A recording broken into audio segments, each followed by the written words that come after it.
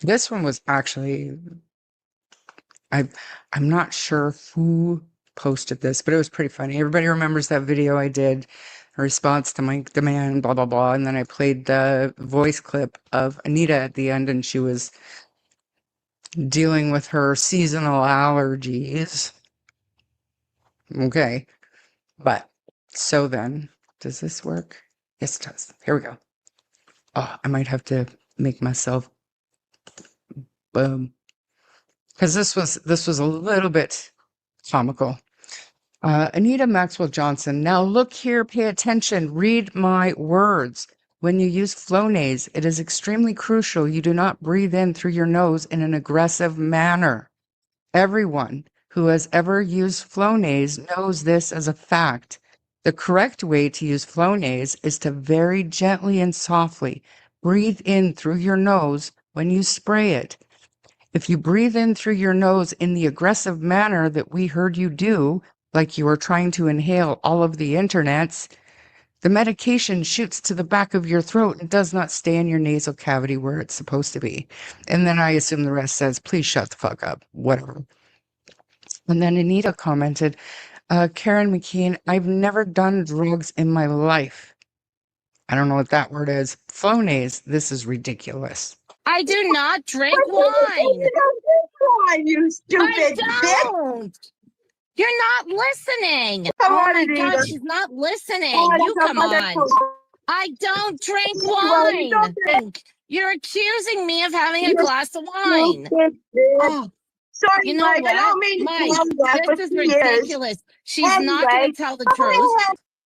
So around 4:10, I decided I'm going to dye my hair and do my nails and have a glass of wine. Tonight, on Fridays, my husband and I go for lunch every Friday. He usually watches hockey. He's watching hockey, doing whatever. I'm in my beautiful place. I have my candles on. I've had a glass of wine. I love Nova Scotia, Mike. I love it here. I love the seafood. I like the wine from Nova Scotia. But people know the clip out there. And this time of year, it runs in my family.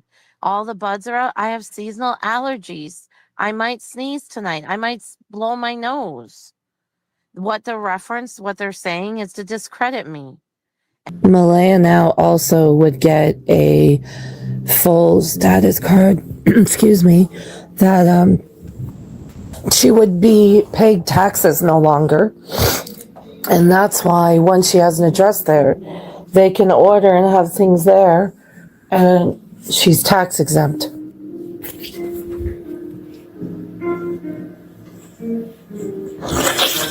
Oh, I've always had a scratchy nose so good. And sticking out her tongue. Oh, she does that because she likes cocaine. Yeah, I know. But disregard this. I did. I lived in Costa Rica for 3 years, so I'm not going to say yes or no. But a bear in the woods is going to fight you for her children. Oh, yes. I agree. I don't care. There's no drug. You could give me cocaine tonight, bags of it, and you come for my kids, I'm coming for you. Can you take me through sort of what happened? Like you guys heard the kids playing in the morning, and how did that go?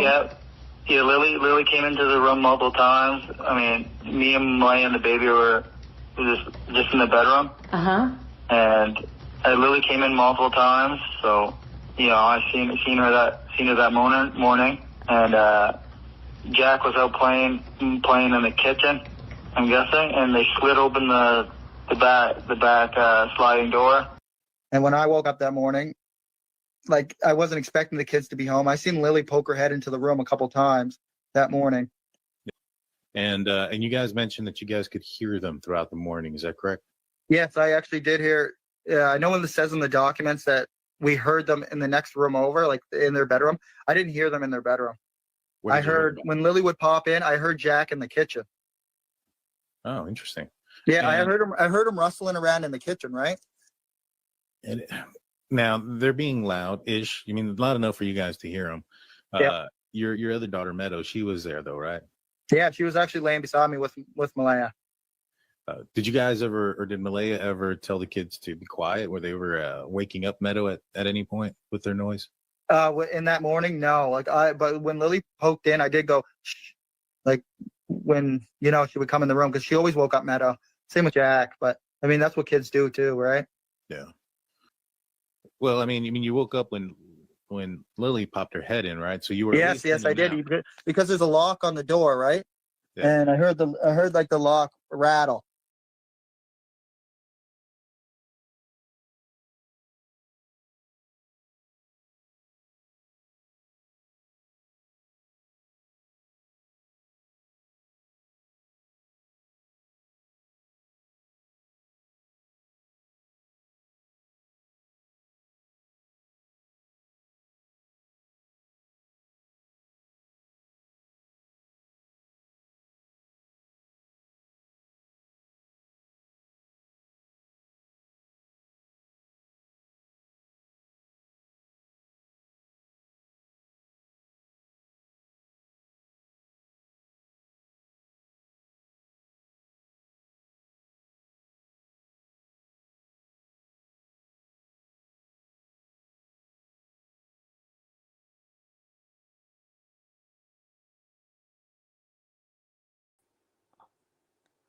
Okay, is that better? Can you hear me now? Can you hear me now? Oh, it's still saying muted. I've got no audio still. Oh, phew. Okay, well, okay. I had a panic, thought I was gonna have to go out again. Okay, now let's. Oh dear, it's never a good start when you start off muted. I actually started with the microphone muted and then nothing was working. So I'll just backtrack a bit. Welcome in, everyone. It's good to see people in here. Yeah, let's breathe. I think I need to do that. I just need to breathe for 2 seconds, just reset the brain, get back on track. Yeah, Daniel's drones clearly are compromising the chat. Okay, so I just thought I'd throw in a bit of that clip at the beginning from Charmaine, because I did think it was a bit amusing.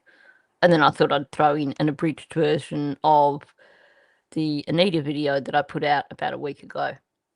So let me have a look. I haven't really got much in terms of notes to cover right now. There's a lot of scribble on my page, which I'm not sure now what I was trying to remind myself of.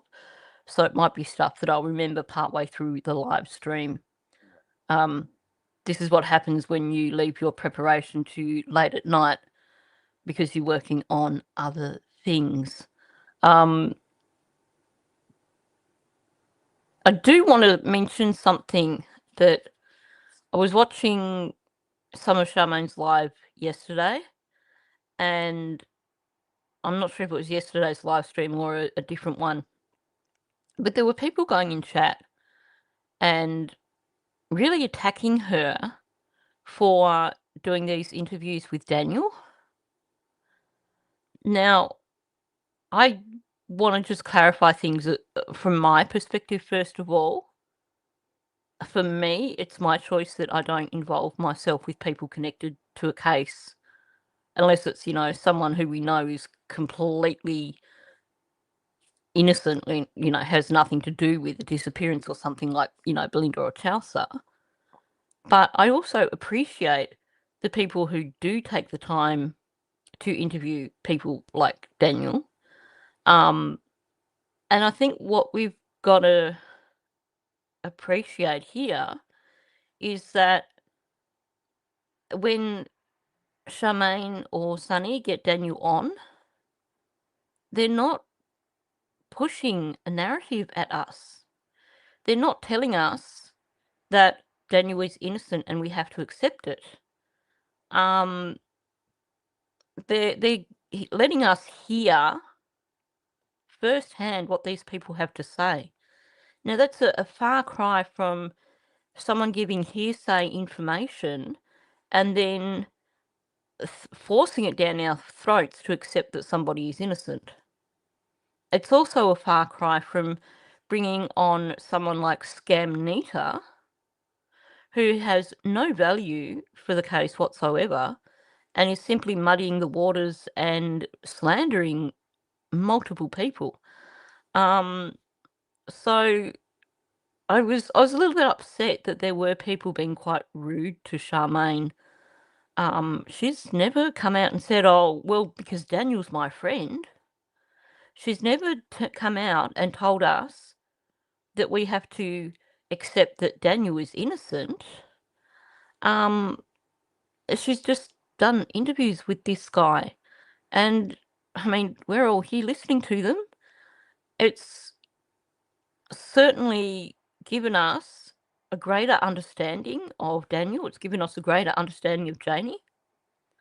And not only that, look at all the leakage that's come out from both of them. So I just wanted to bring that up and just say, you know, shame on anyone that's harassing Charmaine or Sunny simply for having Daniel on their channel or for having Janie on their channel. I would much rather that than have her come on and say, "I've been talking to Daniel. Now, I can't tell you everything because a lot of it's top secret, but I can assure you that Daniel's innocent and he knows nothing about it. And when the truth comes out, you'll all regret it." Charmaine lets us make up our own minds. So, yeah, I just wanted to jump in and say that first, because I was a little bit upset seeing her fending off people who were just being assholes, to be blunt. You know, there are a lot of people that were going in her chat, and she was being quite respectful. I think I would have just ended up blocking them really quickly, given the number that were going at her. Yeah, I have to say, I love the people that are in here in chat because I think there are so many great people who come in chat here, and our chat is usually really respectful. Everyone gets along. Everyone respects everyone else's opinions. That's how it should be. So, yeah, it stresses me when I go into someone else's live stream and I see that sort of thing going on in their chat, because I like chats like what we've got here, where people greet each other at the beginning and where people have these great conversations throughout the live stream. The sort of conversations where sometimes I get sidetracked because I forget that I'm meant to be doing the live stream and I read people's conversations instead. So, you know, I like that we can keep it classy. We do have lovely chat in here. Okay. So back to talking about Daniel. I just have to... Sorry, just checking a message. Nothing that I need to worry about. Okay, sorry about that. Okay, let's get back to Daniel. Because, you know, Daniel has said a lot lately. I probably also should apologise for A, not doing any live yesterday, and B, not going on Justin's live stream with Daphne. That was the plan for me to join Justin and Daphne, but I just reached a point where I was just so exhausted yesterday. I haven't fully bounced back after being sick the other week, so I'm kind of just, you know, doing my best at the moment. So I just kind of reached a point yesterday where I couldn't handle having to focus on a live stream or anything like that. I have said to Justin I'd like to try and do that early in this coming week. Okay.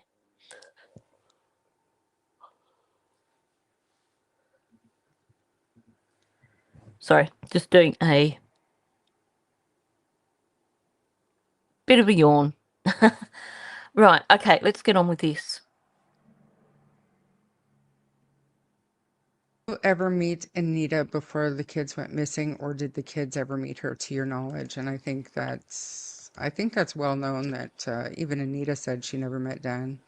I never met her before, and I don't remember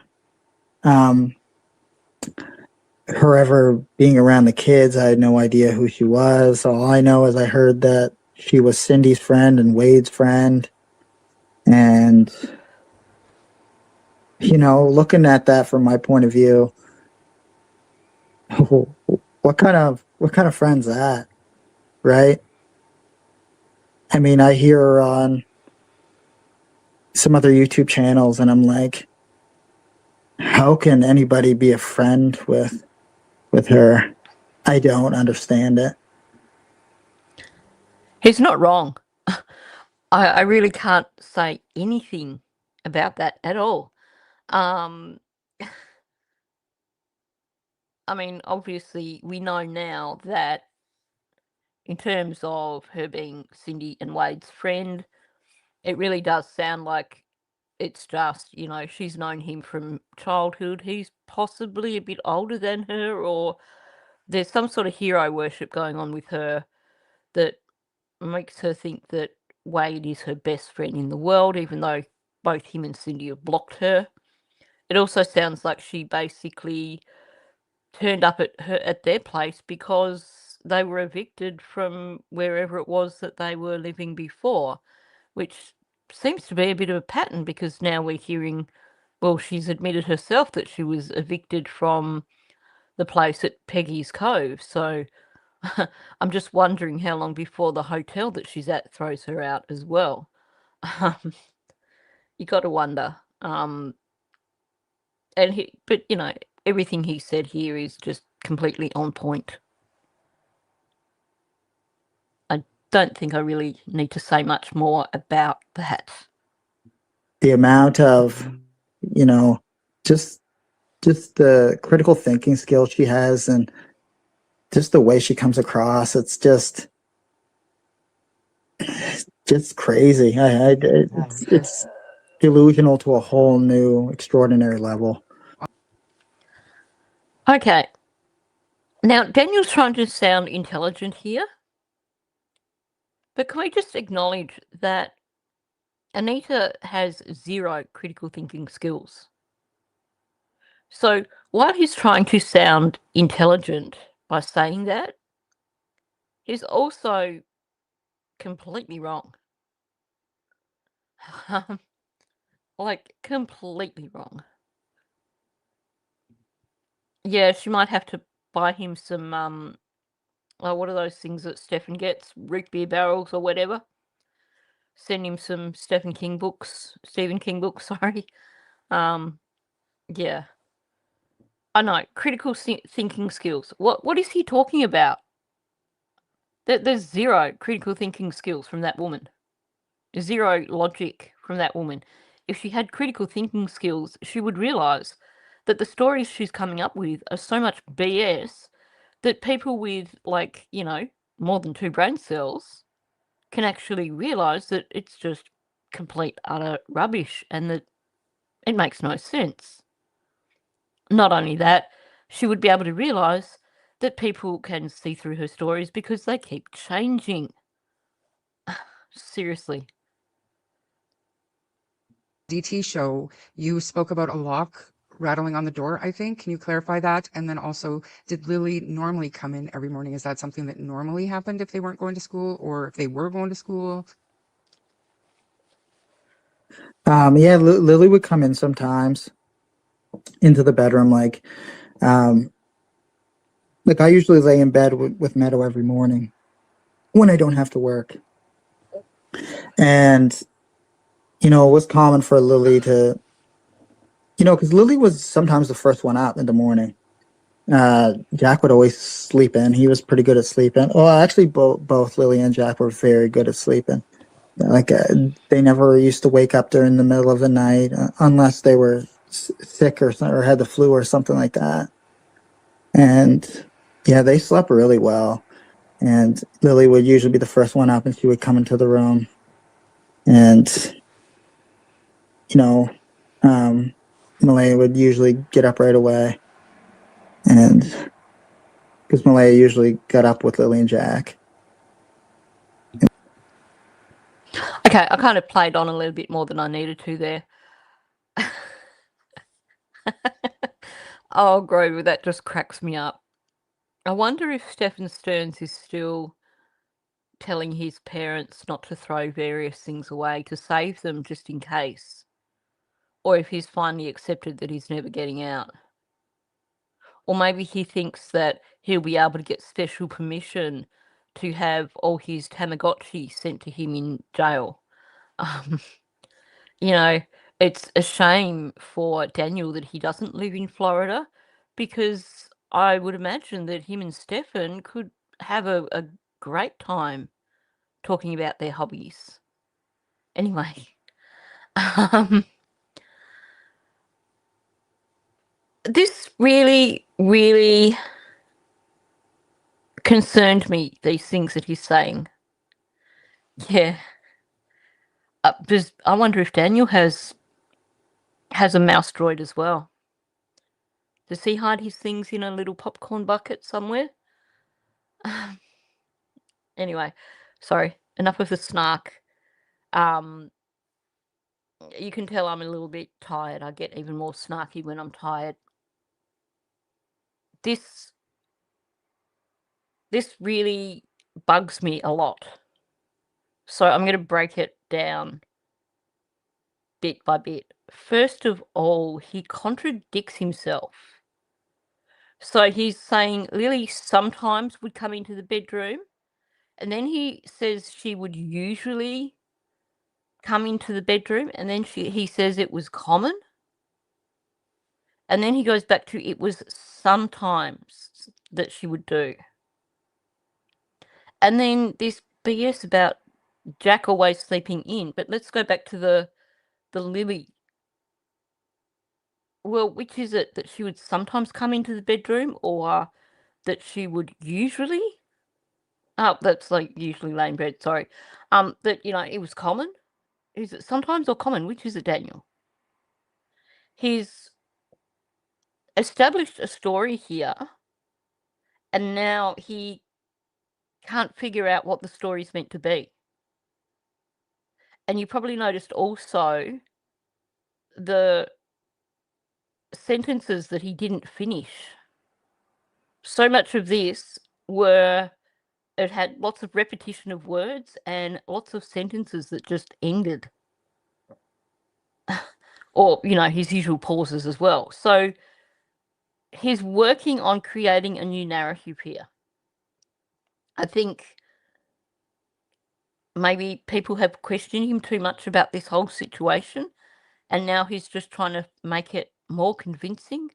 Maybe he's taken on board the thing that the dog handler said about there's not enough detail in your Thursday and your Friday, so now he's trying to create the detail, but he's undermining himself. And when you get him adding in like everywhere, and the ums and the pauses, and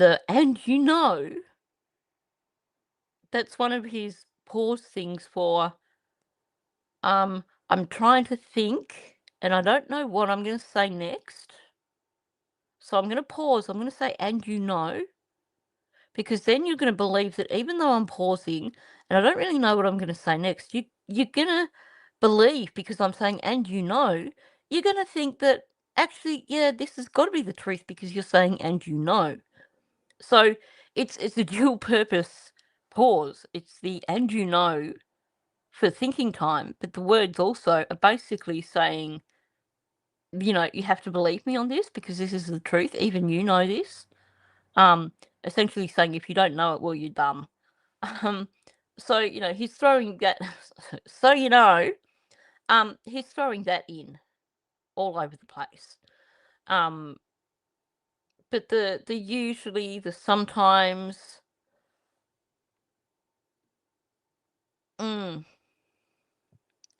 yeah,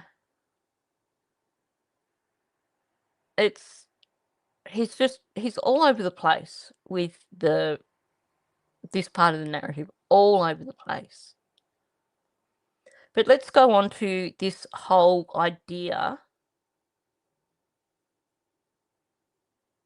Oh, I know.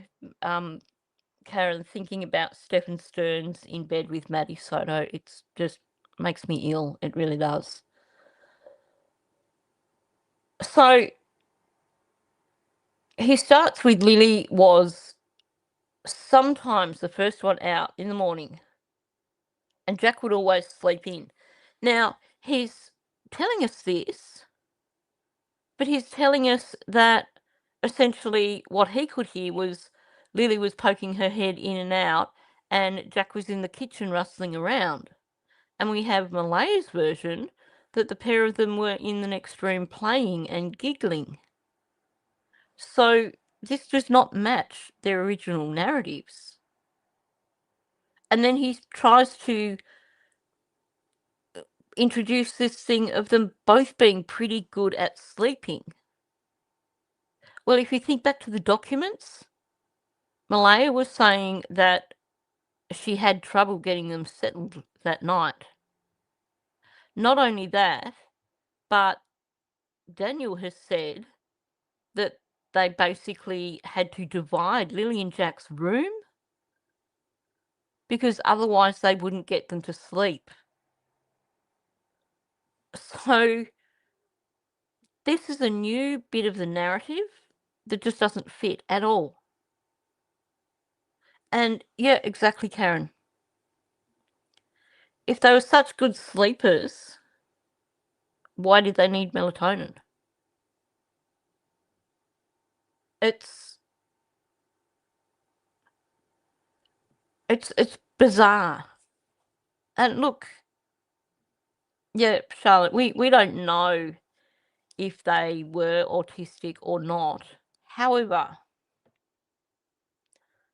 these are kids that at the very least were struggling with complex PTSD, meaning that their poor little brains would have been on that constant scanning thing of just scanning their surroundings flat out. So it's highly likely that these kids were only going to sleep when they finally hit that point of exhaustion. Because children who struggle with complex PTSD are just on high alert so much of the time that they can't relax. So I doubt very much that they were good sleepers. Even if the autism thing wasn't factual, given what we know about them, I don't think they would have been good sleepers. I would imagine that any noises in the house would have straight away triggered that fight or flight response in them when they were in bed.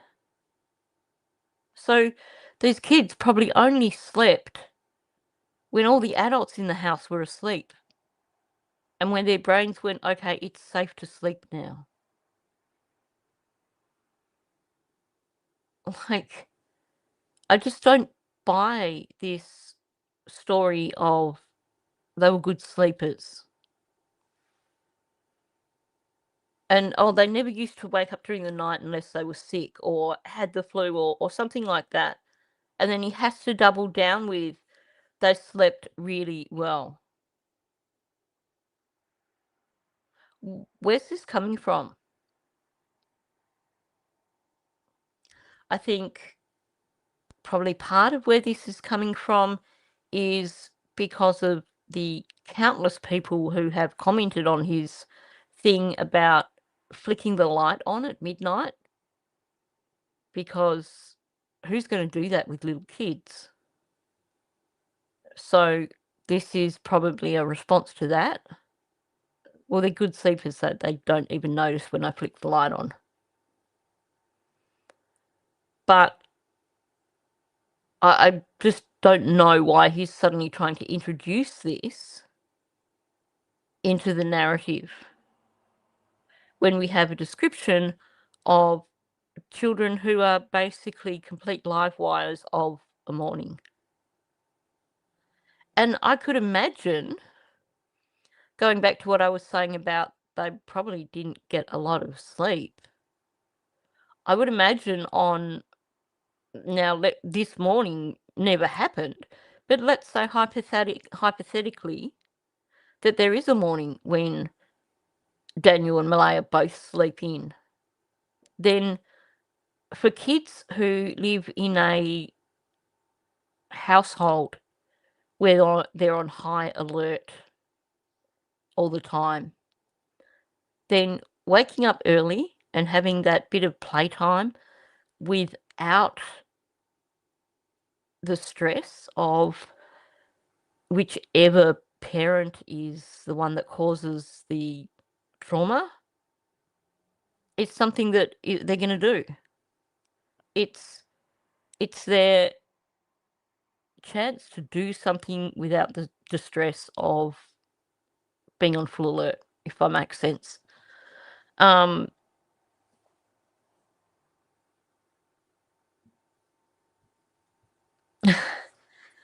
Yeah, the number of times that I used to smack myself in the face with a book and then wake up. I suspect that these kids didn't have a lot of books in their house.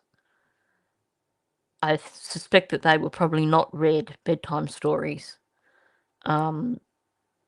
Just my thoughts. I might be wrong, but that's what I'm kind of thinking.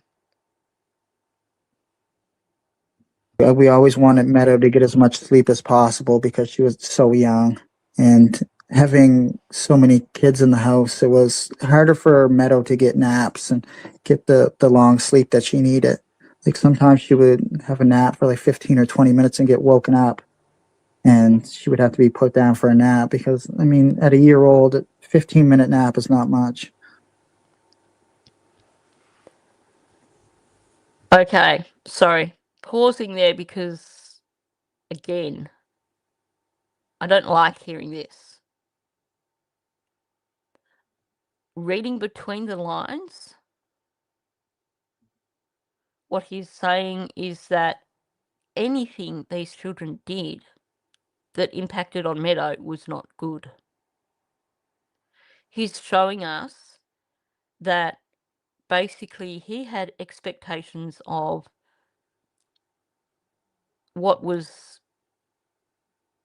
how Meadow should have been treated, how Meadow should have been looked after, and basically he resented these children being there.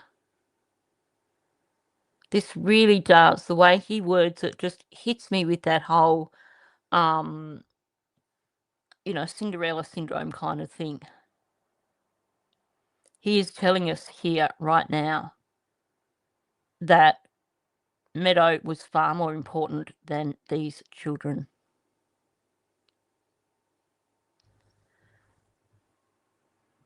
All this is about Meadow. And having so many kids in the house. Are you kidding me? 3 children. Yes, his other children were there every other weekend. But seriously, I mean, I grew up in a family of 4. I had 2 older brothers who were 8 and 10 years older than me. And to get to their room, they had to go past our room. And I don't recall, I barely ever was disturbed by them heading to bed later at night. Because that's just the norm. He just Yeah. That's what I mean by the Cinderella syndrome. You get this situation that occurs so often in blended families where you have a mother come into a relationship with a new partner and she has her own children and everything's fine until a baby comes along that is his child. And all of a sudden, there is resentment towards the other children. And it's, I won't go too much into it, but it's, it's this evolutionary kind of thing. Back in cavemen days, you'd want your genetics to be passed on. So that's why what he's saying here just disturbs me, because he really is confirming here that Meadow was so much more important. But it's interesting that he's throwing shade on Malaya also in terms of, and I think I played this before and I paused and didn't comment on it, but he talks about how, Malaya would be the first one, she'd get up and she'd get up right away when she heard the children. So now he's throwing it back on Malaya in terms of, people have for the last 12 months been saying, well, they're all negligent for not getting up. Yes, Karen. People have been criticising them for not getting up when they heard the children. So what's Daniel doing here? He's establishing this new narrative of that wasn't his role because he slept in with Meadow because Meadow needed to sleep. Meadow was 16 months old, and according to Malaya, Meadow had gone to bed at 9 or 10 o'clock the night before. So are you really going to tell me that she's going to sleep all that time? It's just, I hate hearing this sort of thing because it really is showing us the priorities here. Yeah, Karen, exactly what you're saying. This is the whole evolutionary thing, that internal thing where Jack and Lily were essentially competing for limited resources. So it's just the way of it sometimes with step parents that the stepchildren are treated differently.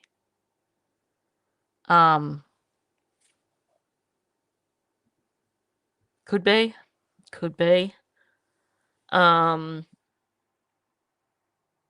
Don't know, but yeah, just the whole situation there is just seriously wrong. But can we just look at what he's saying here about Meadow and her naps? So what he's saying about Meadow needing to get the long sleep and, and her not getting naps because of Lily and Jack, and this is another red flag for me. Him highlighting the fact that Meadow wasn't getting adequate naps because of Lily and Jack, and he's establishing this thing of she needed the long sleep because she didn't get the naps through the day because Lily and Jack would disturb her. Well, how can they disturb her when they're at school? I don't understand. Do they have their own little mobile phones that they take to school and they ring up the moment that baby M is asleep and ring her up and say, hey, wake up, little sister?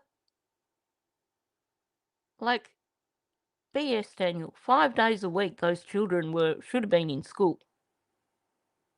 So on a regular day, which is what he's trying to describe here,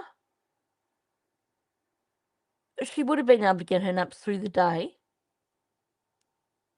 because they were at school. So obviously this is something that was an issue at some point in time, but he's over-exaggerating. He's making it sound like every single day Meadow was getting disturbed and not getting any rest. Yeah. No one really gave a damn about these two kids at all. And I can't imagine what it must have felt like for them to basically see the baby sister getting all the attention, probably getting yelled at all the time, because that's basically a lot of leakage from Janie suggests that he was yelling at least at Jack a lot of the time. You know, she says, "Oh, well, I heard Daniel yelling, but I didn't think anything of it because Jack does this, you know, Jack lets my chickens out, so I thought he was just yelling at Jack." So it sounds like these kids were getting yelled at a lot.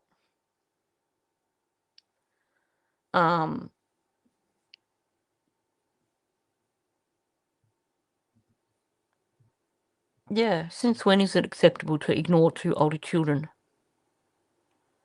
Well, not only that, there's two adults in the house. There's another adult in the RV up the back. Now, yes, Janie has come out in defense of Daniel in a way that is not right. But I do think that when it comes to her own grandchildren, that Janie did care, or does care quite a lot about her own grandchildren, including the baby. So maybe if they were so concerned that the baby wasn't getting enough rest, maybe one adult could take the kids, the older kids, and do something with them, something exciting, so that the baby can have a bit of quiet time to sleep and nap. So baby needs a nap after her lunch. Well, the kids are home, Lily and Jack are home. Okay, what about if we go up and we visit with Janie up in the RV for a while with the baby? Ugh, probably not a good idea. But, you know, what if one parent stays inside with the baby while the baby sleeps and the other person goes out and actually interacts with Lily and Jack? Take them up and help them build a proper playhouse up in the woods, not this bunch of branches propped up against each other.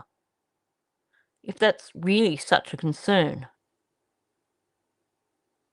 I'm willing to bet that on the weekends that his children were there, that there wasn't any issue over, we want these kids to be quiet because the baby's needing to sleep. I mean, he's basically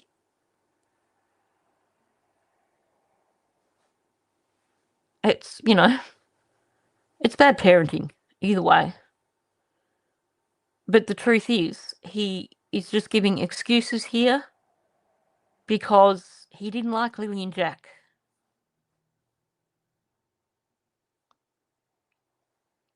Good question. I think probably the reason Janie can't see her other grandchildren is because Daniel is living with her. It sounds like the mother of her other grandchildren has basically gone, yeah, no, I don't want him near my kids at all. Not now that this has happened. And with Janie living on the same property as Daniel, then it's not like she's going to drop in with the kids and let Janie have a visit. And honestly, if they were my kids, I wouldn't want to take them to that property anyway. I mean, I'm not sure why why Janie's not allowed to pop in and visit them elsewhere or something, which certainly raises questions as to why. Because, I mean, if the issue was just Daniel, and if you thought that, you know, she was a good grandmother, wouldn't you want to try and organise to, hey, let's meet at such and such a place and have a little picnic lunch with the children or something? Yeah, you know, meet me at McDonald's and you can see the children. I mean, I know that Janie doesn't have rights as a grandparent, but it is interesting that she's got no access whatsoever. They explained to her with baby M that this was one of those classic slip-ups. When Janie actually said that they told her that she couldn't see baby M because of something about it being a criminal investigation or something like that. So good one, Janie. Yeah, well, that's the other thing too. I mean, it is possible that the mother thinks that maybe Janie will let Daniel see the kids if Janie has access, which is why I'm saying, why can't she meet them somewhere like McDonald's or something? But I don't know, you know, as much as Janie clearly does care about her grandchildren, she also is a very angry sounding woman. So maybe the relationship isn't as good as Janie would like it to be.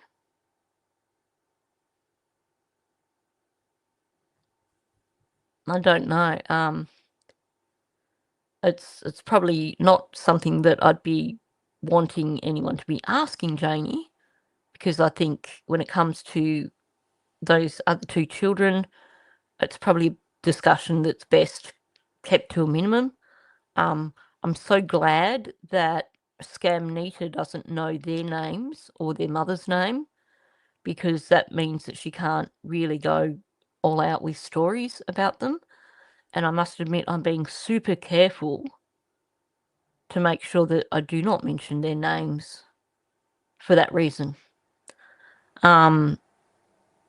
Yeah, I mean, at the end of the day, we just don't know what the situation is when it comes to Janie and her other grandchildren. So, but yeah, And Lily that Lily makes or would come break the in. rest of the day. Did you have a latch? Like I didn't watch DT and never did, so I don't know exactly what was said, but I did hear that you had said the door was locked and you heard the lock rattling or Yep. something. It was like a sliding bolt lock that's on the back of the door for on me and Leia's in the bedroom. Yeah. I mean, we could have locked it with the actual knob itself, because most bedrooms have a lockable knob on it. But yeah, I heard the bolt rattle. Okay.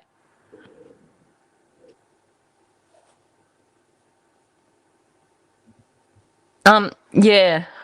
Oh, whoops. That moved on. If she knew their names, trust me, she would be talking about them.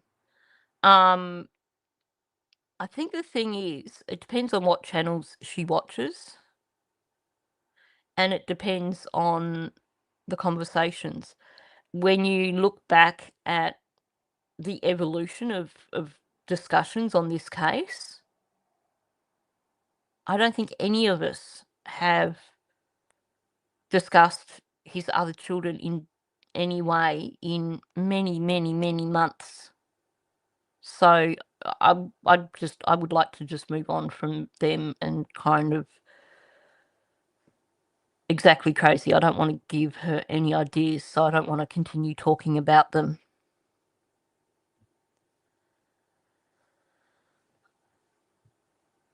Why would you need a sliding lock on a bedroom door?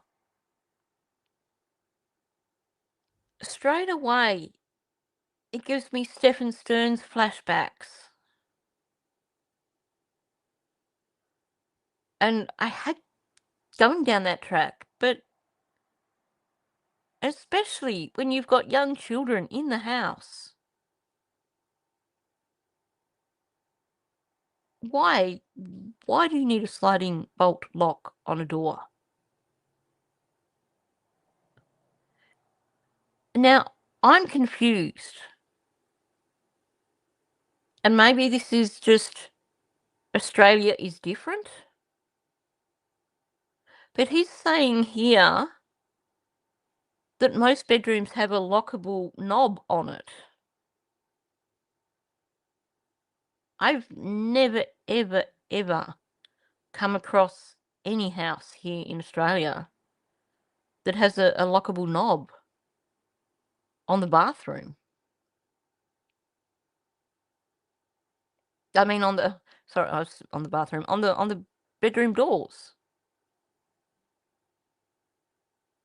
Like, I've never come across it. But fill me in. I mean, if that is a normal thing in Canada or the United States for bedroom doors to have lockable knobs on them, let me know. But it's certainly not something that I've ever seen here in Australia, and I'm just really confused that he would say this. So Karen, you're saying the same. There's no lockable knobs.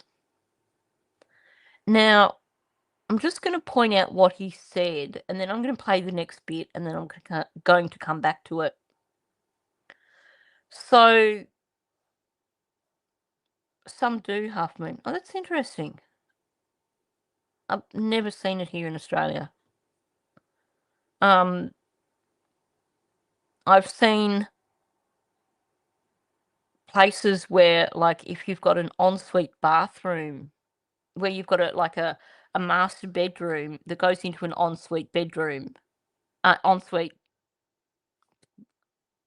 Get your brain in gear, honestly. Sorry.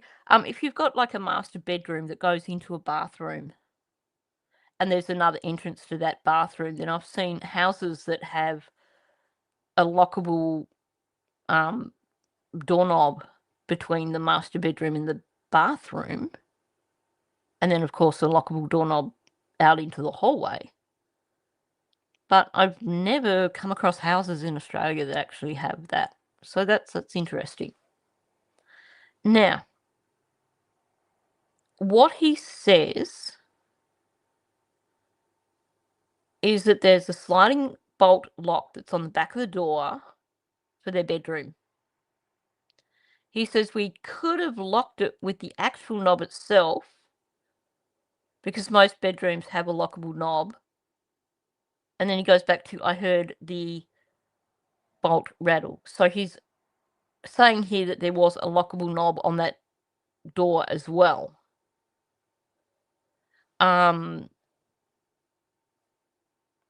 Just bear that in mind, listening to the next bit.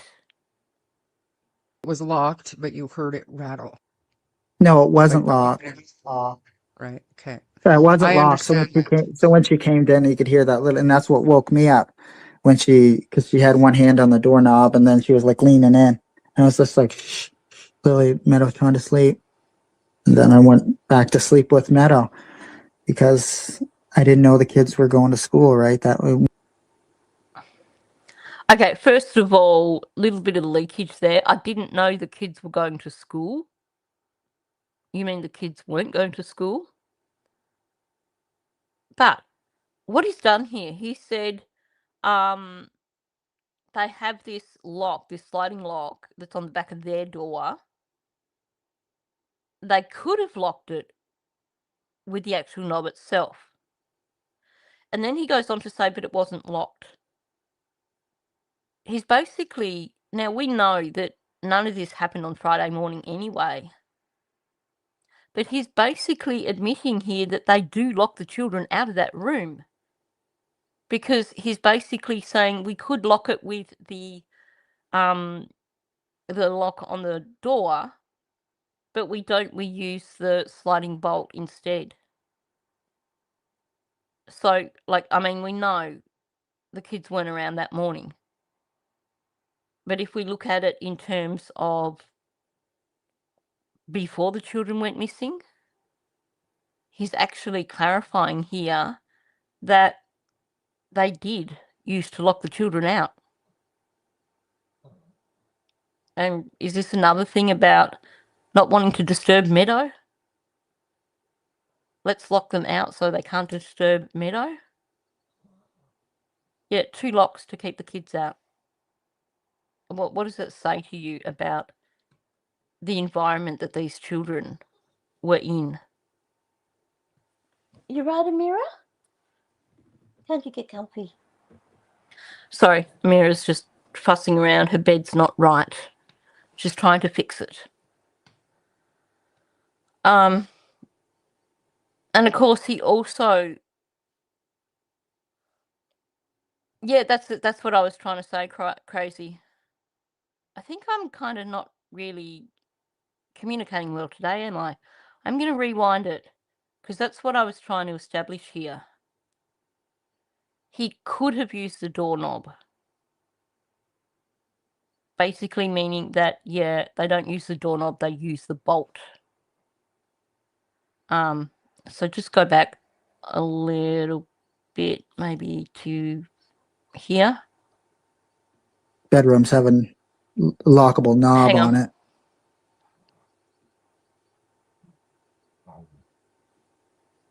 Hear that you had said the door was locked and you heard the lock rattling or something. It was like a sliding bolt lock that's on the back of the door for me and Leia's in the bedroom. Yeah. I mean, we could have locked it with the actual knob itself because most bedrooms have a lockable knob on it. But yeah, I heard the bolt rattle. Not that it was locked, but you heard it rattle. No, it wasn't locked. Right. Okay. It wasn't I locked. understand. So when she came in, you could hear that little, and that's what woke me up when because she had one hand on the doorknob and then she was like leaning in, and I was just like, shh, Lily, Meadow's trying to sleep. And then I went back to sleep with Meadow because I didn't know the kids were going to school, right? That when we talk about particularly that morning. And then he has to throw in, when we talk about particularly that morning. So what he's basically telling us, it sounds to me like he's establishing that Lily and Jack were locked out of that room through the night. And Grover, you are spot on. Those locks, those sliding bolt locks, they only rattle if you try and open the door and they are slid across and locked. They are designed so that they're not going to be super loose. So when they are not locked, if they were loose enough to rattle when they were not locked, then they're not going to lock properly. Like, seriously. That's a good question. Well, we have heard, and I think was it from Wade? We have heard from somewhere that Daniel's children had said Malaya would lock would lock Lily and Jack in their room. So there could have been a lock on the outside of the kids' bedroom.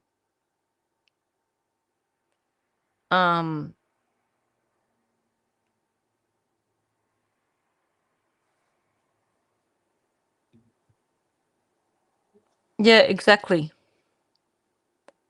The sliding bolt lock has a little notch. And it's not going to jiggle. Because if it was loose enough to jiggle when it's unlocked, then if it's locked, it's too loose to stay locked. It's not going to be efficient. So they are designed to be a bit more rigid than that. Oh, wow, Charlotte, is this new information? So one of the Duggar kids is being prosecuted for locking kids into their bedrooms. Wow. And there goes your generational trauma stuff. I hate even using that term because that woman hijacks everything that everyone says. But, wow. You would think, given the amount of attention on that family, that it would be the last thing that you would expect from one of the children in the family to do. Oh, look, exactly. What if a fire broke out?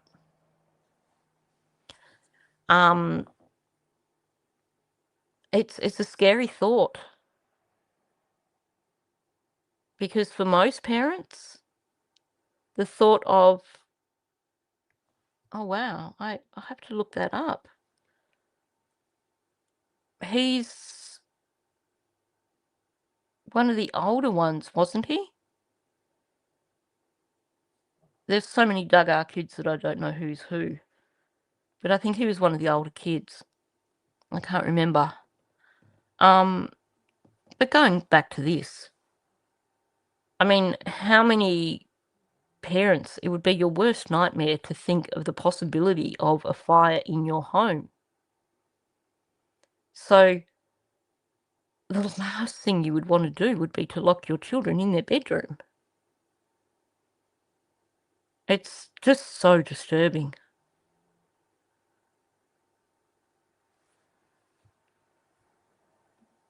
Not the oldest, but one of the older ones. Yeah.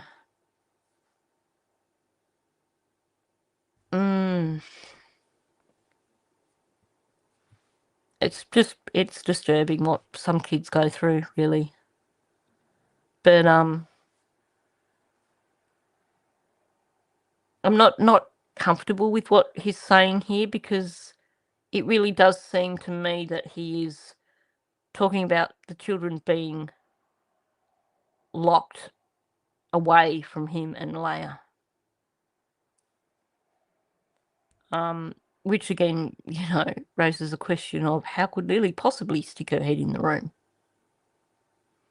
But the reason I played those clips at the beginning also is because the first time he told that story, the one where he's stuttering and stumbling over the story because it's the first time he's telling it, he said Lily came into the room.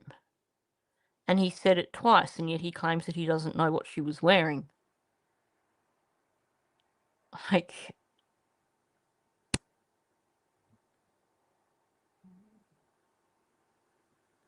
in the US, it's against fire ordinances to have a lock on the outside of interior doors or the exterior door.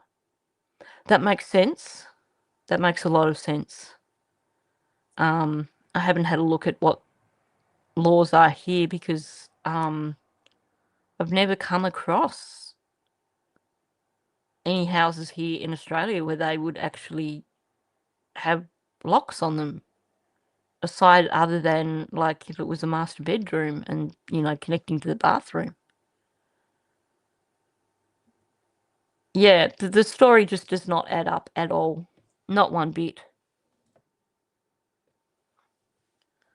Okay, let's move on from that because I think we could go round and round in circles trying to figure it out and still not get anywhere.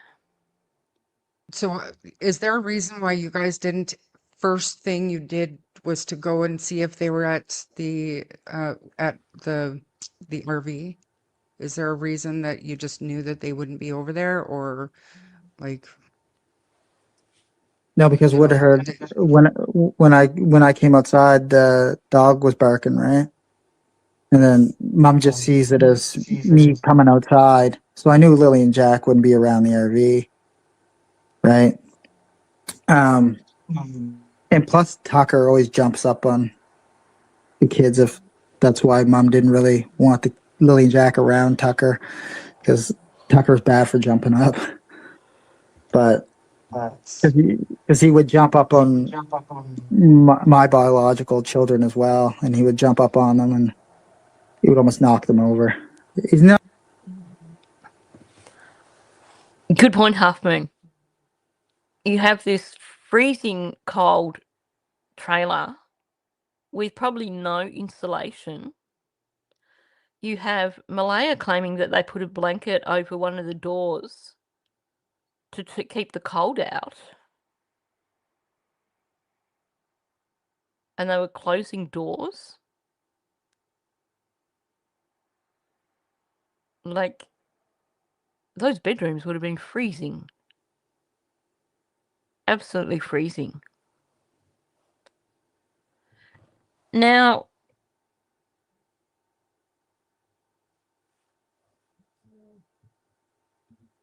exactly. Again, this is kind of destroying the narrative once again.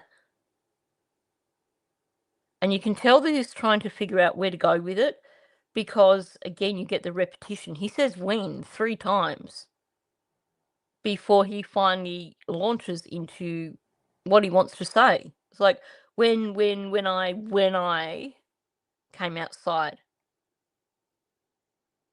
So here he is. He's saying, well, the dog was barking because he went outside. And because the dog barks when they're around, he knew they wouldn't be around the RV. Well, if he's still trying to establish this idea of someone coming into the house through the back sliding door, because remember, you couldn't get through that front door.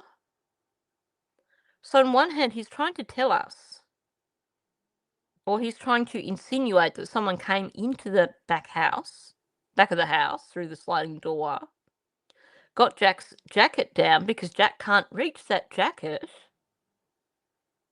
didn't put a jacket on Lily, took them out through that sliding door, and because, they actually shut the sliding door that time,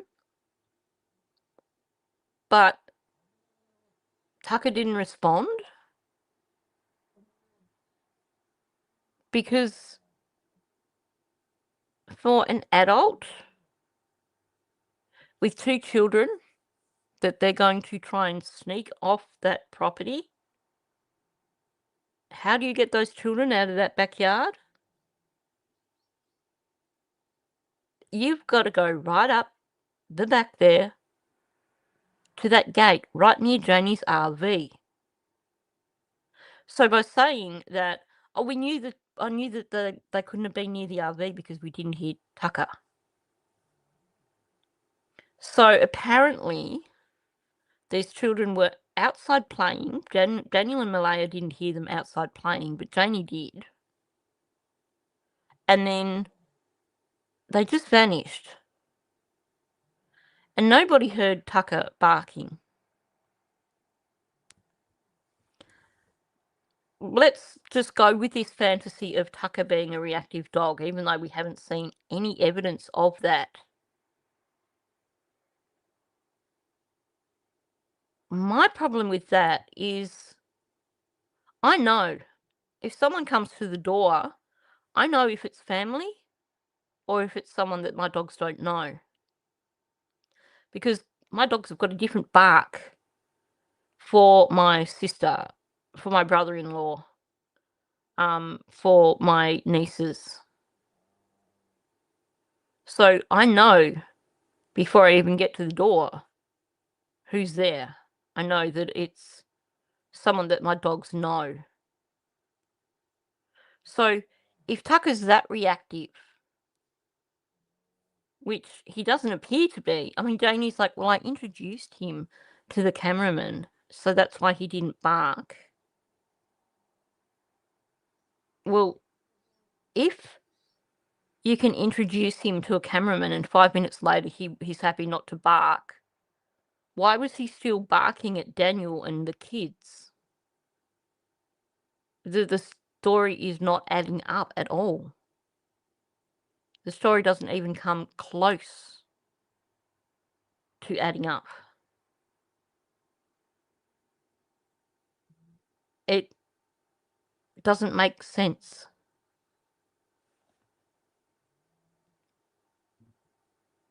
Oh yeah, he would have been reading the chat while he was talking to her, so he knew what he was going to answer.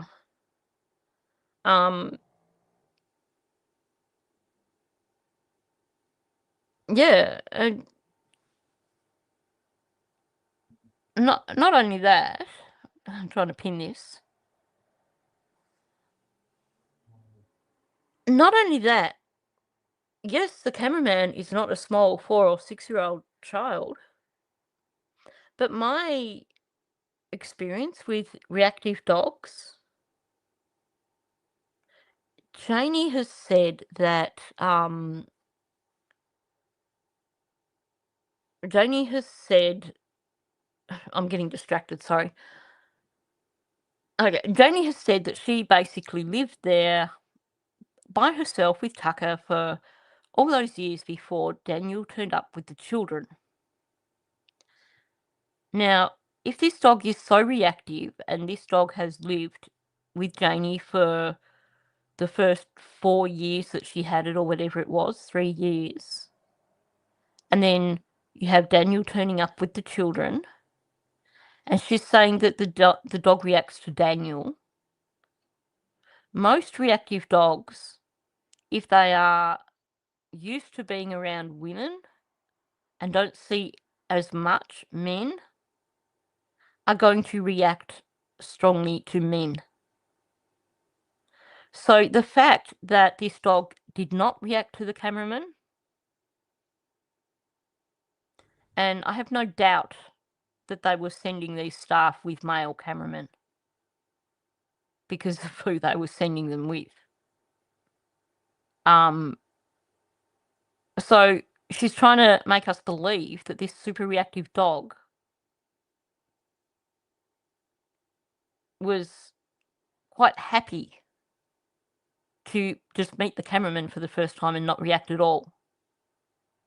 And yet it barked at Daniel, it barked at Lily, it barked at Jack. Like, a 4 and a 6-year-old are not going to be something that's going to worry a reactive dog all that much. It does not make sense. They haven't thought their story through at all. But then, here's the crazy bit. He says, yeah, exactly, Charlotte, and it's the curiosity.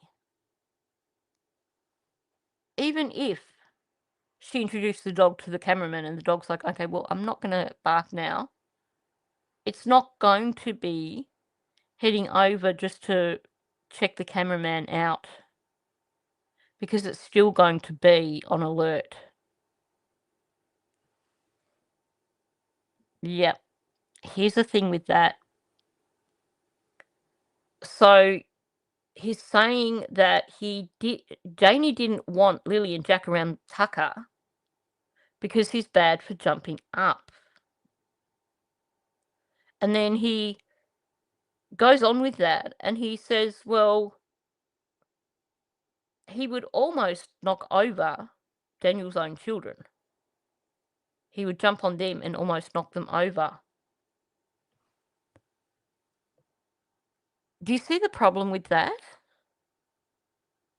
Now, I wish I had that audio on me right now, but I'm not going to go and try and do a vodka man and spend the next 2 hours searching for that audio. Think about what Janie tells us in terms of when her grandchildren come to visit. She has said that the fridge at her house is like a store fridge. The the kids, the grandchildren, her grandchildren, can go in there and help themselves to any treats they like. There's no problem with her grandchildren going in and getting heaps and heaps of treats. And Daniel's saying here, but she didn't want Lily and Jack around because Tucker would jump on them. And then saying, and Tucker also jumped on his own children. Well, in that case, wouldn't you also want them not around Tucker? Meaning you wouldn't be encouraging them to just go in and get treats out of Janie's RV.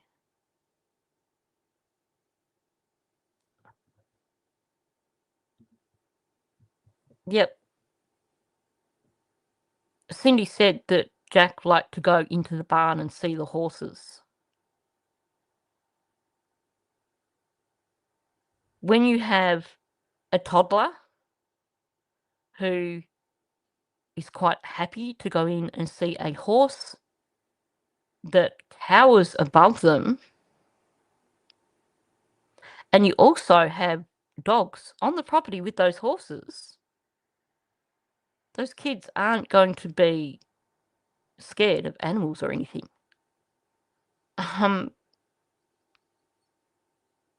Yeah, Cindy had 2 dogs.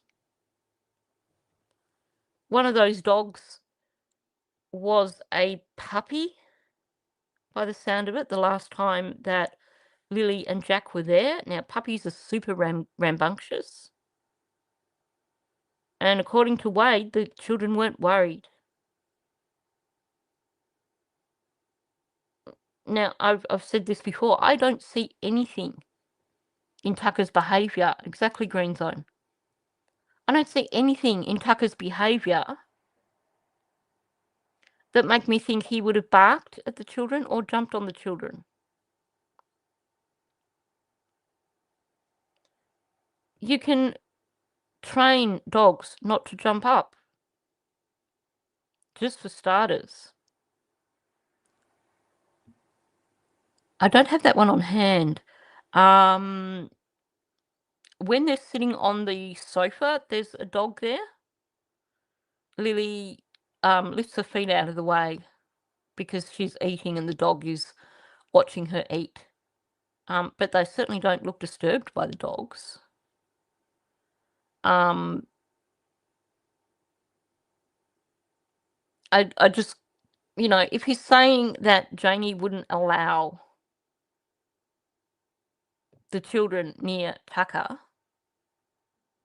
and then you've got Janie saying that her children could go in there for treats whenever, but yet Daniel's saying, oh, it was the same problem with his children.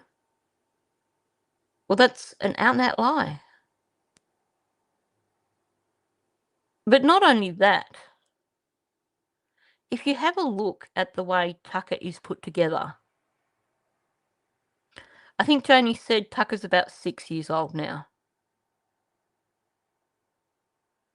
Tucker's a bit low to the ground. I think Janie's, like she said, he's a Heinz variety. But I think she's right when she says there's a bit of corgi in him. Meaning that he has quite a low centre of gravity. He has quite short legs. And those sort of dogs don't naturally jump up on people because their legs aren't built to hold them for jumping up like that. My mum had dogs that were a similar build to Tucker. And they didn't jump up because they had the shorter legs that really weren't built for jumping up and being on 2 legs. It all comes down to the centre of gravity, and they have a much lower centre of gravity. They have longer bodies compared to dog length. So the weight of them means that for them to get up on their back legs is not something that is easily done. Yeah, and that's the thing that I keep coming back to. Tucker was so happy to see the camera crew. He came straight out of that RV, straight to the gate. And here's the thing. Even if she had introduced, like, let's pretend he's reactive, like Janie said. Even if she had introduced him to the camera crew and then shut him back in the RV, a reactive dog is going to revert back to reacting when you let them back out of that RV. He's not going to just casually come out and go, yeah, I met you about half an hour ago and now I'm your friend. He's going to come out and go, okay, I've just got to re-establish here that I'm the boss just to make sure that you're not going to do anything scary. So this whole dog story doesn't fit. And this, we didn't check the RV because, well, the kids don't go near the RV because of the dog. Well, if the kids don't go near the RV because of the dog, why didn't anyone realise, if they allegedly got off the property, why didn't anyone realise that Tucker was going berserk? Because according to their narratives, Tucker should have gone berserk when the kids, with or without another individual, went through that gate next to Janie's RV. Like, make it make sense, because it does not. He was in the zone when he was looking out the window of the RV. Exactly, Charlotte. He was looking out the window of the RV, just checking out the world, just panting a little bit. Happy as Larry, not worried. And we've had 3 different people give descriptions of a dog that sounds nothing at all like Tucker. Haley saw a dog. Belinda's sister saw a dog. Chaucer saw a dog. Their descriptions don't match Tucker. But their descriptions all sound very similar. Belinda didn't see a dog, but she heard a dog. And she said she heard a dog that sounded like a big dog. Now, yes, I guess when you have a Heinz variety that is Tucker's size, maybe they do have a slightly deeper bark than a smaller dog. But I have jokingly referred to Belinda as the female Dr. Dolittle. And I'm not sure if I'm allowed to say this, so I apologise, Chelsea and Belinda, if I shouldn't say this. But Chelsea grew up around lots and lots of animals because Belinda was the sort of person that, well, she loves animals, and she was the person that people would go to if they needed help with their animals, like, you know, local people, friends and that. So she truly is a Dr. Dolittle kind of person. So are you seriously telling me that Belinda's not going to be able to tell the difference between a big dog and a Tucker-sized dog? Because from what I hear about her, I don't think that's the case. I think if Belinda says it didn't sound like a big dog, it wasn't a big dog. Just my thoughts on that. Anyway, hide that comment. Yeah, Crazy Ice, if you're still listening, I got your message. I have got your message, but in terms of typing and responding while I'm live, I got it, but yeah. Anyway. Now we get a description and him carrying on about, yeah, not a swapped out dog, which, you know, I think we've just covered there, but I'll play it anyway. Big dog. He's maybe 30 pounds, 40 pounds maybe. But some like small, medium size. He's no pit bull or mastiff or whatever people go on about. We didn't swap out a dog, or my mom never swapped out her dog. She had the same dog for like 5 years or 5.5 years.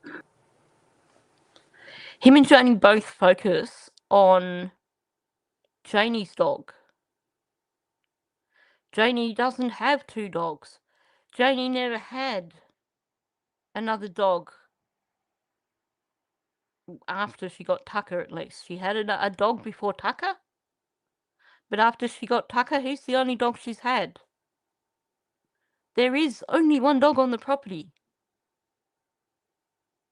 When you listen to the way they say it every time, basically what we're getting told is evasion. There's still nothing here about the possibility of there being a different dog on the property.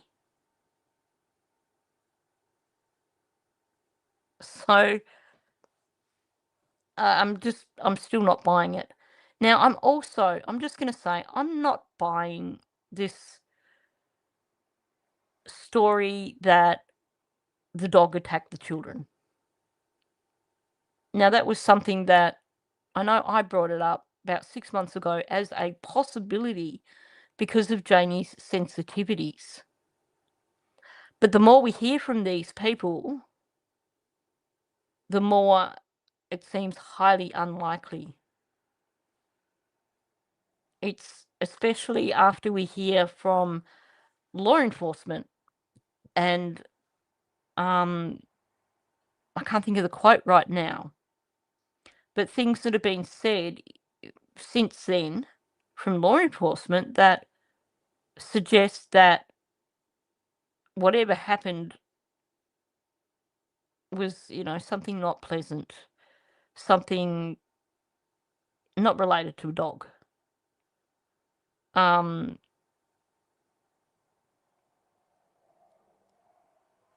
Yeah.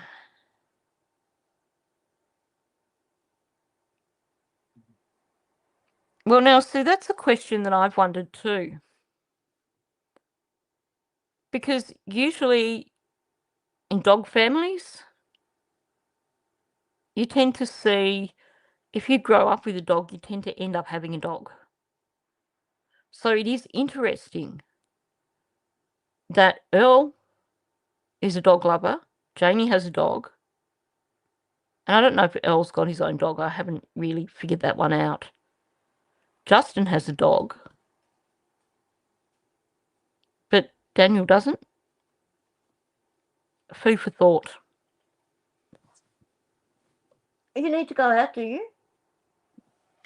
Speaking of dogs, just a brief interlude while Amira goes out. Just give me half a moment. I'll put on. Let's have. I'm a math man, yeah, I count cans, live in a trailer with rusted pants. Mom's dog's bald, it's got no flair, lost all its hair, and it don't care. Pink blankets, lies I've told again, footprints vanish like phantom friends. I'm Superman, Daniel, faster than wind, stronger than a chopper with a rotor spin. I rake my driveway for Mom shakes her fist. Super Daniel, yeah, I can't be missed. I like this one better, I think. Not allowed on Mama's ATV. She says I drive it recklessly. X wrote her name on my mirror in red. Now I'm searching cold. It's like I lost my head. Dirt roads, rivers, waist high deep. Virginia slims, I puff and leap. I'm Superman, Daniel, faster than wind. Stronger than a chopper when the rotors spin. I rake my driveway, farm off shakes her fist. Super Daniel, yeah, I can't be missed. No, out on Mama's ATV. She says I drive it recklessly. X wrote her name on my mirror in red. Now I'm searching covers like I lost my head. Dirt roads, rivers, waist high deep. Virginia slims, I puff and leap. I'm Superman, Daniel, arrogant and bold. Strutting pop lines in the cold. Work one day a week at the sawmill grind. Super Daniel, yeah, on my time. I'm Superman, Daniel, arrogant and bold.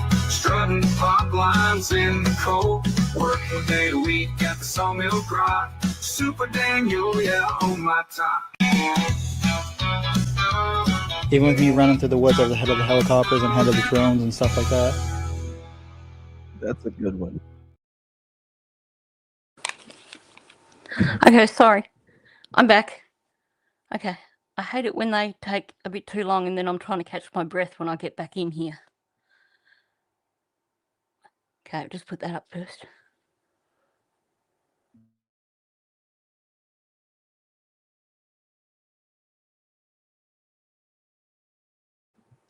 Okay, sorry, I just really needed to catch my breath. Kind of took a mirror out and then did a sprint around to check what the heating was on because it's really cold here this morning. So, okay. Yeah, I agree, Mr. Hemi. Janie loves her dog. And that tells me that she's not a bad person. I think Janie's got a difficult past, perhaps, a challenging past. I think Janie's got a lot of anger. And Janie is excessively protective of her sons. I think Janie's made a bad choice. But when I see someone who loves their dog that much, then and you see the way that he does just hop out of the RV and follow her. So, you know, clearly he's well cared for. He clearly loves Janie. So that is definitely one of her. Well, that's kind of the redeeming thing for Janie.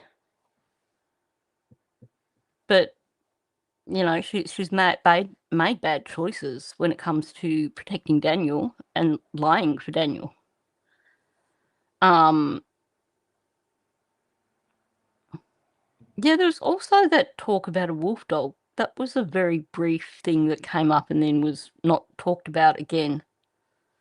That could have just been one of the many rumours, because you get so many rumours in this case.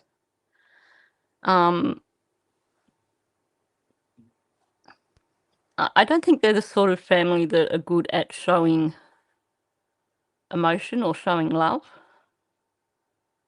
But I think Janie definitely loves her dog.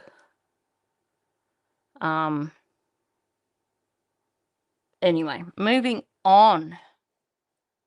Where did that come from? Someone made a comment. Sorry. Okay, we'll move on. Good to know. I mean, some of the shit is just fucking ridiculous. Like you can't fix stupid, and you can't make sense of some of the ridiculous theories out there. Just a really quick yes or no, and then I actually have something to show you. Were the children ever drugged to go to sleep? Meaning, were they ever given children's Tylenol or anything like that to go to sleep at night?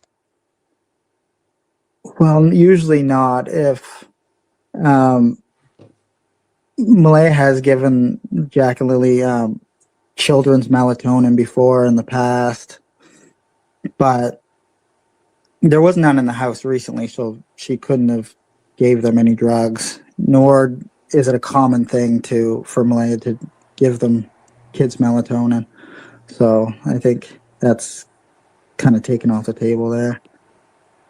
I think where people were going with that is they think that Malaya drugged the kids. No one in the house was ever drugged. Are you?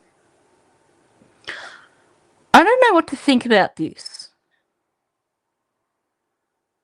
I have heard that children's melatonin does exist, although there are apparently warnings about it.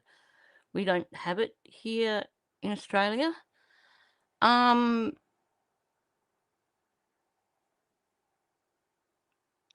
sorry if I offended people by talking about Janie loving her dog. I'm just trying to show that, yeah, I don't like Janie. Yeah, she's made bad choices, but there's a bit of good in her too, because you can see the way she interacts with her dog. So I'm sorry if I offended people by saying that. What he's doing here, it's got me a little bit confused, because I do not believe that the children died as a result of being given drugs. Just based on what's been said by the RCMP. But he's being defensive here. He's being evasive. And it makes me wonder if there have been occasions in the past when they did drug the children to sleep. Because he's like, well, usually not. But then he says, well, Malaya has given them children's melatonin before in the past. But then he has to turn around and say there was none in the house recently. So he's offering a denial.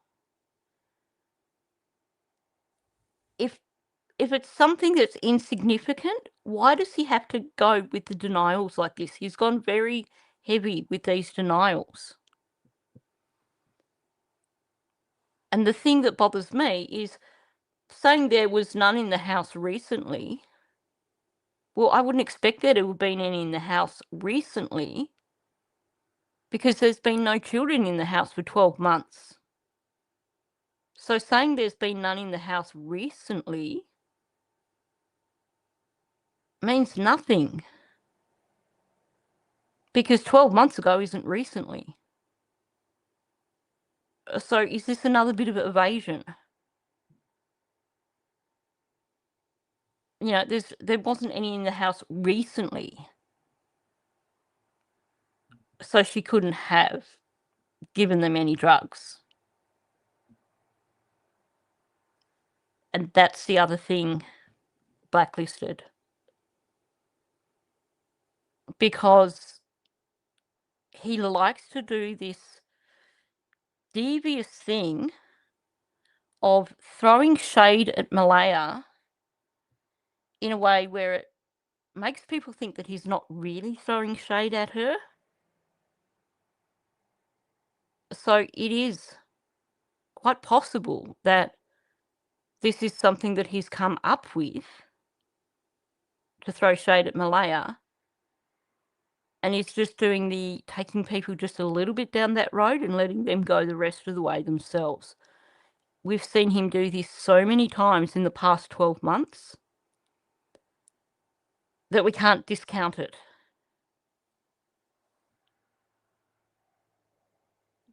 Good point.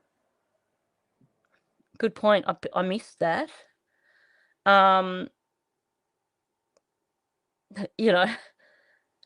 Were the children ever drugged to go to sleep? The question wasn't, did Malaya? Good catch, Crazy. I'm really off my game today, aren't I? So he's gone straight to she couldn't have given them any drugs. Nor is it a common thing for Malaya to give them melatonin. So you're right, there's no denial here in terms of Daniel. This is all about Malaya. It's like, well, we can take that off the table now because Malaya never did this. And then he's back to, and, you know, I think where people are going with this is they think that Malaya drugged the kids. So he's completely taken himself out of the equation.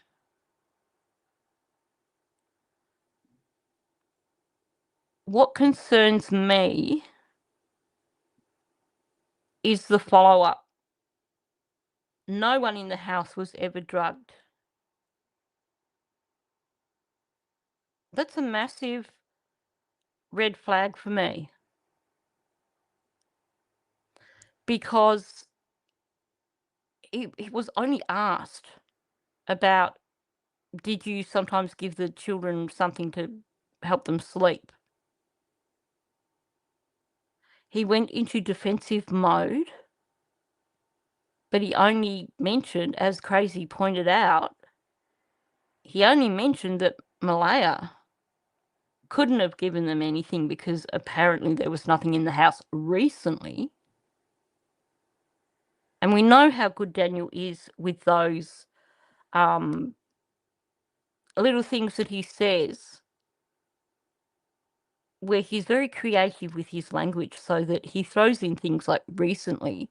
So you think it's a denial until you stop and think about it and think, well, recently is like there haven't been children in the house recently. So to come through with no one in the house was ever drugged after several denials and throwing it all on Malaya, it bothers me. It really does.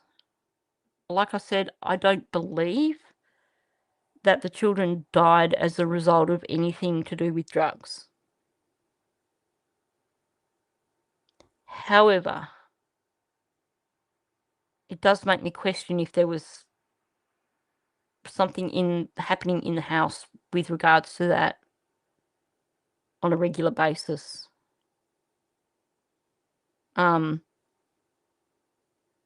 Yeah, and that's the other thing, Karen and Charlotte. Malaya was saying they were really, really hyper when they went to bed. But then they settled. Yeah, I don't know. I would have to go back and see if there are any other statements that suggest anything here.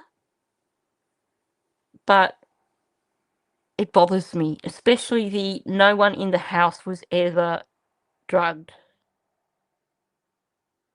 It takes me back to cases like Madeline Soto. There were the Madeline Soto case. There were thousands and thousands of images from a what was it, a 5-year period. There were thousands and thousands of images of Maddie that were taken, and there were also so many videos that were taken of Maddie. And they didn't give a lot of details, but it certainly sounds like in some of those videos, Maddie had potentially been drugged. And we know that Daniel has some unusual fetishes, should we say.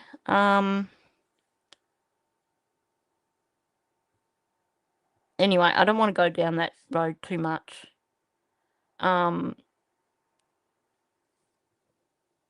Yeah.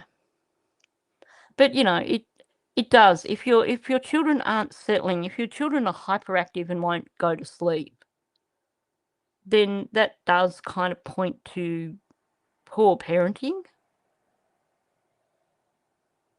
because it's how you structure their home life to give them that downtime before bed.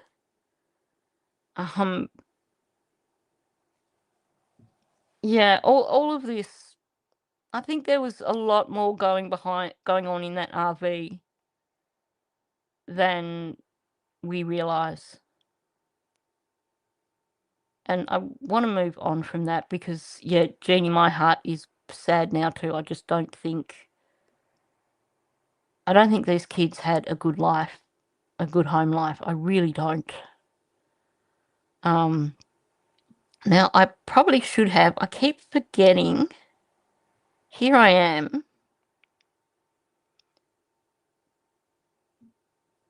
Oh, that should have been a ticker. Let me change that. Okay, I'm going to take that off. I'll put it. I don't like the big ones like that. Sorry. I'll get that sorted for my next live stream where I'll set up Charmaine's link as a ticker because I'm using her content and I never actually think to put the link up for her channel, which I really should be doing. I just feel the stuff that we've looked at today, that Daniel has said, a lot of it just points to this not being a good family life for these children.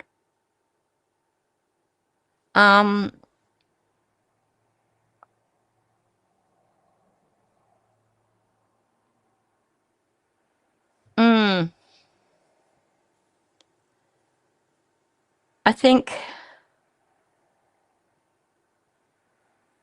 I mean, we can't completely put aside the possibility of an overdose, but, you know, they didn't have a good life. Not at all. It's just heartbreaking to see these beautiful children and think what it was like for them. I'm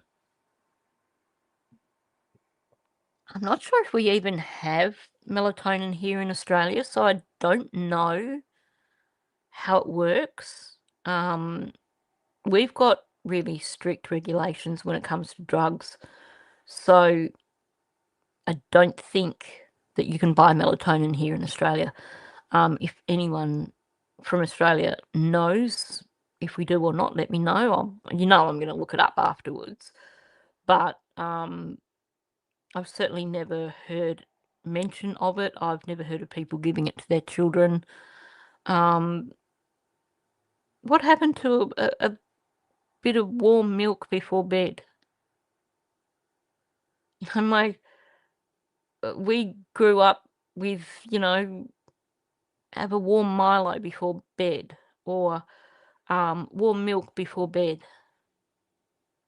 My cousin, his children must, be something that comes from his wife because obviously, his mother grew up in the same house as my mother.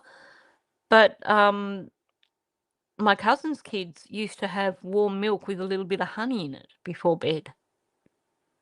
And I can remember one time when the boys were still really young and my cousin and his wife went out on date night and I was babysitting and the youngest wasn't settling and the older boy, who's only a year or so older than him, came out and made him a warm milk with honey, which I just thought was so sweet, this little 8-year-old coming out and making a warm milk with honey for his younger brother. I don't get it. But I know, times change. But it does seem like they were taking a lot of shortcuts with their parenting here. Kids are noisy of a morning. We'll just put a lock on the door so they can't come into the bedroom. Kids are hyperactive at night. Let's give them children's melatonin. Children's don't settle at night. Well, let's split their room up so that they're isolated. A rescue remedy is great. I have here in Australia, you can get is it elderflower? You can get tins of Rescue Remedy lozenges that you can actually suck on at bedtime, like they're sleep ones.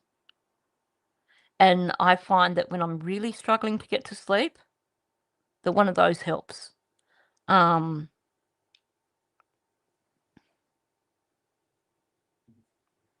Yeah, warm milk with honey, nutmeg, and cinnamon.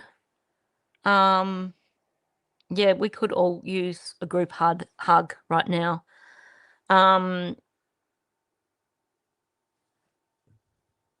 Let's just have something a bit lighter for just a moment, because I certainly need something a bit lighter.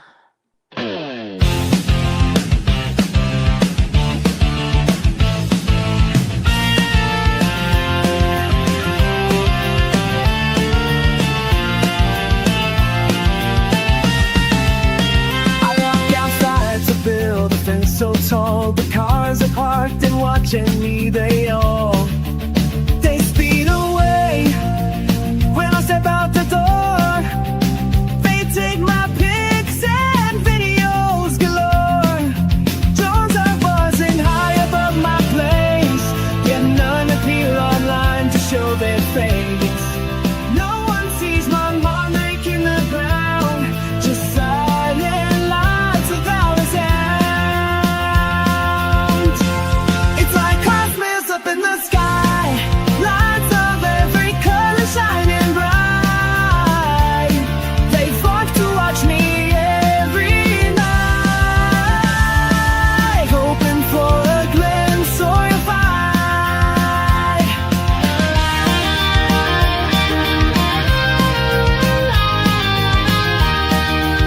I run so fast they can't keep up. They chase me through the wasty flush every night.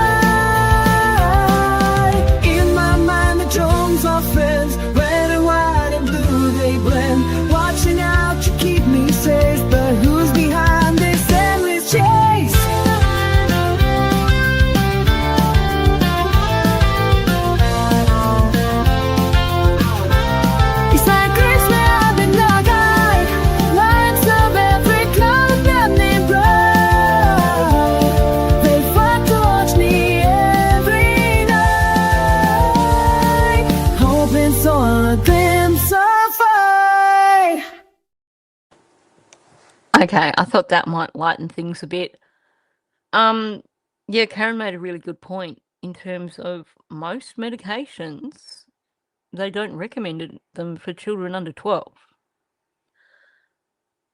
I'm kind of ready to finish here. Even that didn't kind of lift things enough. I think I will finish with like Superman Dan or something again, because it's been a bit of a heavy one. I think we've kind of dug into some stuff in this live stream that are it's a bit heavy and it's a lot to take on board. I'm always conscious when I get to the end of these live streams that I haven't got very far through the audio. But at the same time, I just love the interactions that are happening here, the conversations that are happening with people in the chat. So I hope that people don't mind that we don't get through a lot of audio in a live stream at times like this, because I do think that there's some really valuable conversations that are happening around the audio. I mean, I'm here every day, so there's no time limit on. Yeah, that's a good one. I'll play the not the song, the voice one. I'll play that to finish with because that's a complete distraction. But yeah, I know I don't get through the audio very quickly, but I'm back every day, and I do appreciate the conversations that happen around what we're talking about with this audio. So, I know some people feel that maybe we get sidetracked too much. I've had people complain, but I think they've moved on. But I think these conversations are important.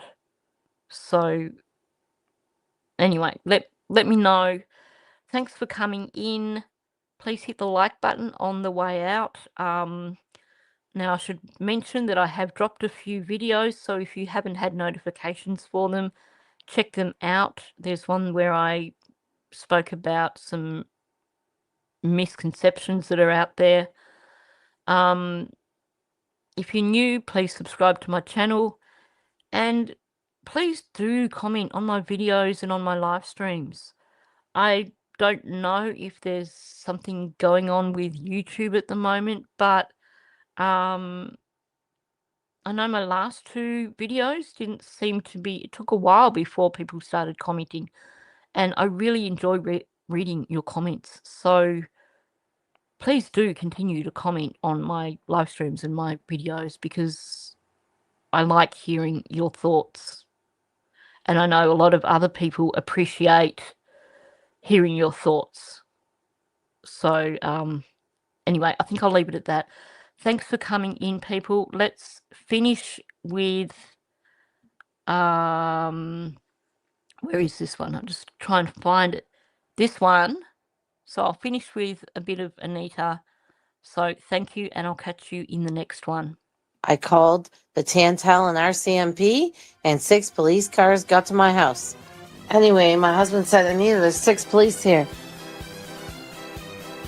Now my husband got here, and 4 police were here. My husband said, I don't need you, and he doesn't. I did 140. I don't care if you believe me. I know what happened to me today. I called my husband. I said, they're after me. My husband said, get to the Tantal and RCMP.